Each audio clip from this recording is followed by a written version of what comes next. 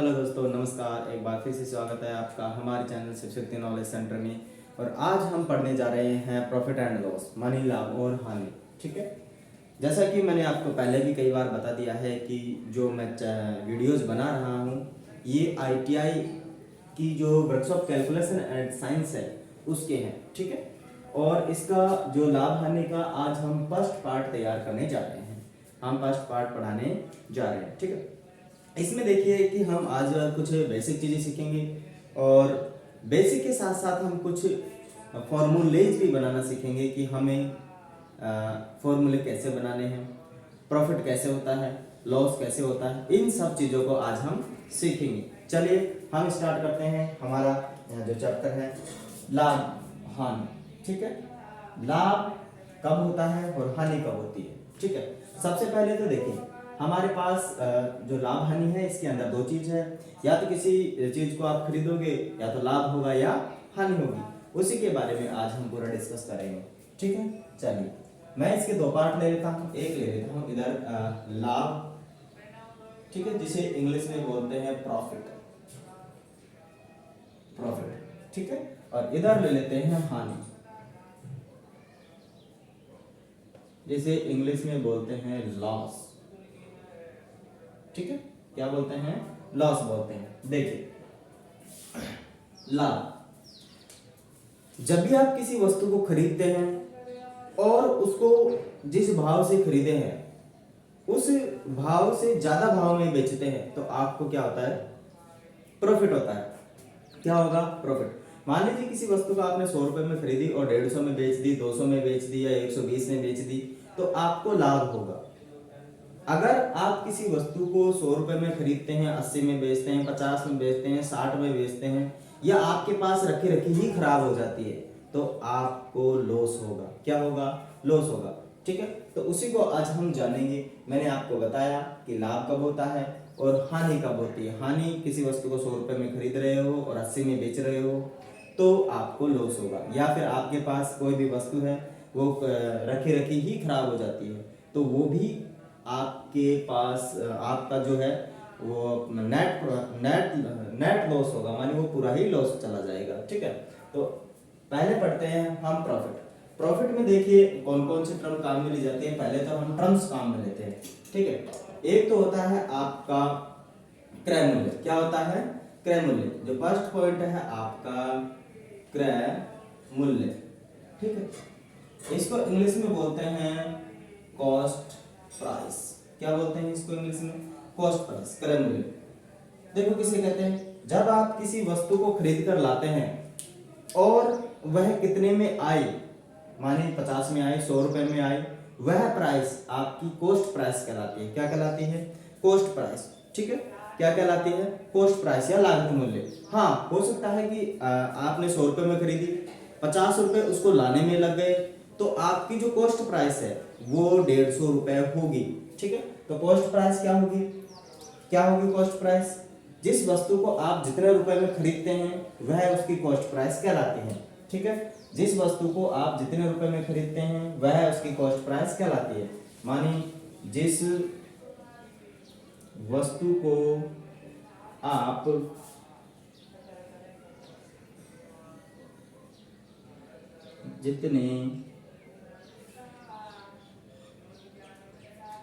कितने रुपए में, या फिर कह सकते हैं कि जिस वस्तु को आप जिस रुपए पर खरीदते हैं या जिस प्राइस पर, मानी जिस मूल्य पर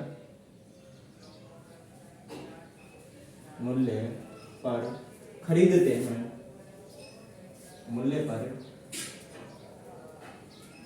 खरीदते हैं, वह उसका क्रय मूल्य, क्रय मूल्य या कॉस्ट प्राइस कहलाता है। कॉस्ट प्राइस कहलाता है। ठीक है, कॉस्ट प्राइस देखिए, कॉस्ट प्राइस क्या क्या हो सकता है। मान लीजिए आपने किसी वस्तु को, एग्जाम्पल के लिए मैं ले लेता हूँ, आपने किसी वस्तु को का क्रय मूल्य था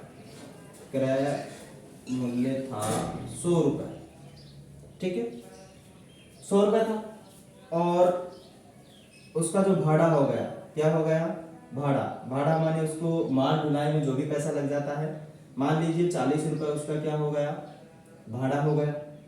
तो आपके पास जो टोटल कॉस्ट प्राइस आ जाएगी, क्या आ जाएगी, कॉस्ट प्राइस आपकी क्या पड़ेगी, वो हो जाएगी 140 रुपये। कितनी हो जाएगी, 140। तो ये होती है कॉस्ट प्राइस, माने आप जिस वस्तु पर जितना पैसा खर्च कर रहे हैं वो आपके लिए कॉस्ट प्राइस होगी, ठीक है। तो आपने समझा कि कॉस्ट प्राइस क्या होती है। उसके बाद में हम सीखते हैं, अब देखो कॉस्ट प्राइस के लिए इंग्लिश में वर्ड काम में लेते हैं सीपी, कॉस्ट प्राइस बराबर होता है सीपी। हम बार बार हम सीपी को यूज में लेंगे, किसको यूज में लेंगे, कॉस्ट प्राइस को, ठीक है, किसको काम में लेंगे, सीपी को, ठीक है। चलिए मैं इसको हटा देता हूं और इसमें कुछ सीखेंगे हम, कॉस्ट प्राइस। उसके बाद में आ जाती है आपके पास में सेलिंग प्राइस। क्या आ जाती है नंबर 2 पर, सेलिंग प्राइस माने होता है विक्रय मूल्य। क्या होता है, विक्रय मूल्य, इसको बोलते हैं सेलिंग प्राइस। क्या बोलते हैं इसको, सेलिंग प्राइस बोलते हैं। माने आप किसी वस्तु को किसी भी मूल्य पर खरीद के लाए और उस वस्तु को किसी दूसरे व्यक्ति को किसी भी मूल्य पर बेच दिया। मान लीजिए कोई वस्तु 100 रुपए की आई और उसको 200 में बेच दिया, 150 में बेच दिया, तो 150 उसकी सेलिंग प्राइस है। लाभ हुआ या हानि हुआ ये तो हम बाद की बात है, लेकिन जो सेलिंग प्राइस है वो है उसकी, क्या है कि जिस वस्तु को आप कितने में भी खरीद के लाए, 100 रुपए की, 50 रुपए की, और उसको किसी व्यक्ति को कितने में भी बेच दिए, जितने में बेचे वह उस वस्तु की सेलिंग प्राइस होगी, ठीक है। तो हम लिखते हैं किसी वस्तु को बेचने पर प्राप्त मूल्य सेलिंग प्राइस कहलाता है, या फिर कहते हैं विक्रय मूल्य कहलाता है, ठीक है। क्या, किसी वस्तु को बेचने पर प्राप्त मूल्य विक्रय मूल्य कहलाता है, ठीक है। अब विक्रय मूल्य मानी विक्रय मूल्य, इसको इंग्लिश में बोलते हैं सेलिंग प्राइस, और शॉर्ट में इसको बोलेंगे एसपी। क्या बोलेंगे इसको, शॉर्ट में एसपी भी बोलते हैं, ठीक है।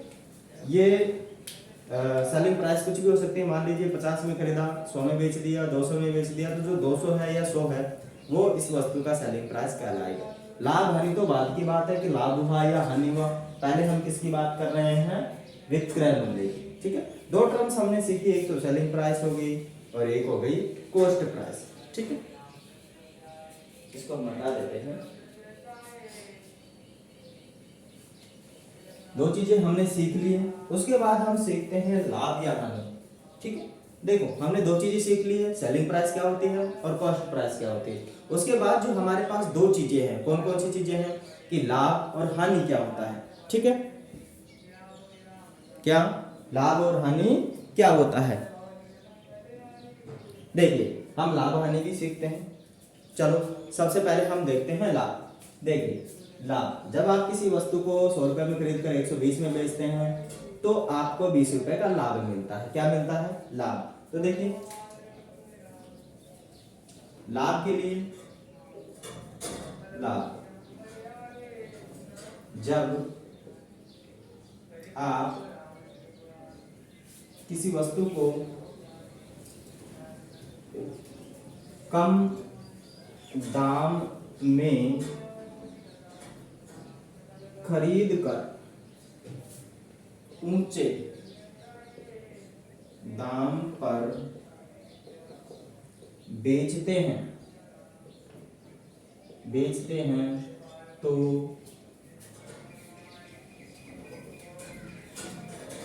लाभ होता है। ठीक है, लाभ, लाभ माने कि प्रॉफिट। ठीक है, प्रॉफिट के लिए फॉर्मूला होगा कि मान लीजिए आपने पी मानी होता है प्रॉफिट, मानी लाभ लिखेंगे। ठीक है, फिर उसके बाद में लिखेंगे विक्रय मूल्य। क्या लिखेंगे? विक्रय मूल्य माइनस इसमें आ जाएगा क्रय मूल्य, क्रय मूल्य। ठीक है, ये आपके पास किसका फॉर्मूला हो गया? लाभ का। किसका फॉर्मूला हो गया? लाभ का फॉर्मूला हो गया। अगर हम लाभ परसेंट की बात करते हैं, किसकी बात करते हैं? लाभ प्रतिशत की बात करते हैं। ठीक है, तो हमें क्या करना पड़ेगा कि वस्तु को कितने में खरीदा। क्या? वस्तु को कितने में खरीदा, तो यहां पर आ जाएगा क्रय मूल्य। क्या आ जाएगा? क्रय मूल्य गुणा के अंदर आ जाएगा आपके पास मानी 100 प्लस। ठीक है, प्रतिशत 100 प्लस प्रतिशत अपॉन में आपके पास आ जाएगा 100। ठीक है, क्या आ जाएगा? लाभ क्रय मूल्य पर होता है। कोई भी चीज 100 रुपए की लाओ 120 में बेच दी, या फिर आपको 1 मिनट में देख लेता हूँ। लाभ परसेंट बराबर होगा लाभ अपन सॉरी, लाभ परसेंट निकालने के लिए हमें देख, लाभ परसेंट बराबर है आपके पास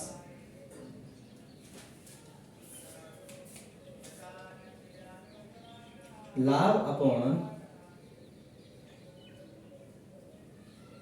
क्रय मूल्य इनटू में 100, ये हो जाएगा आपका लाभ परसेंट। ठीक है, क्या हो जाएगा? क्रय मूल्य लाभ परसेंट बराबर हो जाएगा क्रय मूल्य अपॉन में कितना लाभ हुआ मल्टीपल में 100। ठीक है, ये तो आपका लाभ परसेंट हो जाएगा। उसके बाद हम देखते हैं हानि, है ना? क्या? हानि। हानि क्या होती है? देखिए, जब आप किसी वस्तु को 100 रुपए में खरीद कर 80 रुपए में बेच देते हैं, यानी आप किसी वस्तु को ऊंचे दाम पर खरीद कर कम दाम में बेचते हैं, तो आपको हानि होती है। क्या होती है? हानि होती है। ठीक है, देखिए हानि, जब आप किसी वस्तु को कम दाम में ज्यादा दाम है, ज्यादा दाम में खरीद कर कम दाम में बेचते हैं,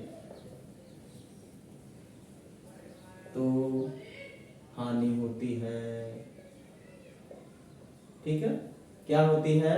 हानि होती है। आप ज्यादा दाम में खरीद लाओ, 100 रुपए खरीद लाओ 80 में बेच दो, तो क्या हो जाएगा? आपको हानि हो जाएगी। चलिए, अब इधर क्या है? हानि बराबर, हानि का फॉर्मूला देख लेते हैं। हानि का फॉर्मूला क्या है? देखो, देख क्या है? ज्यादा दाम माने सेलिंग प्राइस सीपी ज्यादा है, यानी कॉस्ट प्राइस ज्यादा है, मानी क्रय मूल्य, क्रय मूल्य में से माइनस कर देंगे विक्रय मूल्य, विक्रय मूल्य। ठीक, क्योंकि आप भी जानते हैं, क्योंकि जब आप किसी वस्तु को ज्यादा रुपए में खरीद कर कम रुपए में बेचते हो, तो ज्यादा आपके पास क्रय मूल्य होगा और कम आपके पास विक्रय मूल्य होगा, तो आपके पास हानि आएगा। क्या आएगा? हानि। और हानि को लॉस बोलते हैं, तो एल बराबर आप इसको क्रय मूल्य को सीपी बोलेंगे और विक्रय मूल्य को एसपी बोलेंगे, तो भी आप इसको निकाल सकते हैं। इधर भी आप इसको दूसरी तरीके से भी लिख सकते हैं। दूसरा तरीका है आपके पास, माने लाभ, लाभ को बोलेंगे प्रॉफिट मानी पी, और विक्रय मूल्य को सेलिंग प्राइस बोलते हैं, माइनस के आपके पास आ जाएगा कॉस्ट प्राइस। क्या आ जाएगा? कॉस्ट प्राइस आ जाएगा। ठीक है, इसका देख लेते हैं हानि परसेंट क्या होता है। हानि प्रतिशत।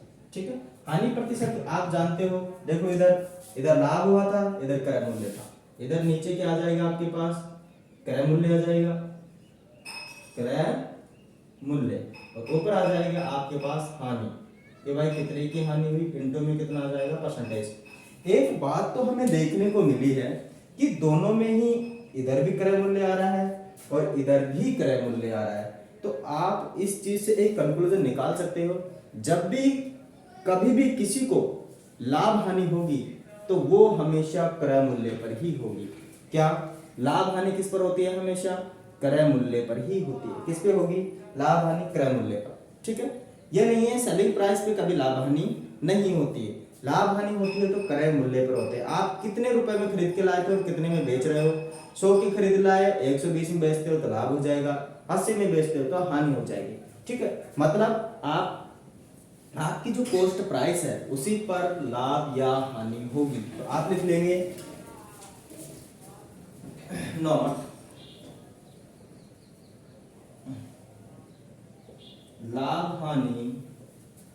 लाभ या हानि हमेशा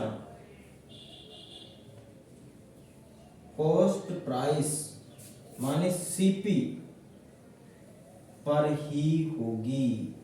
इस चीज का ध्यान रखें, कहां पर होगी, कॉस्ट प्राइस माने सीपी पर ही आपकी लाभ और हानि होगी। ठीक है, ये आपका छोटा सा इंट्रोडक्शन था ये लाभ हानि का। इसके बाद जो हमारे पास क्वेश्चंस है हम उनको सॉल्व आउट करेंगे। आज के लिए इतना ही, मिलते हैं नेक्स्ट वीडियो में, तब तक के लिए धन्यवाद।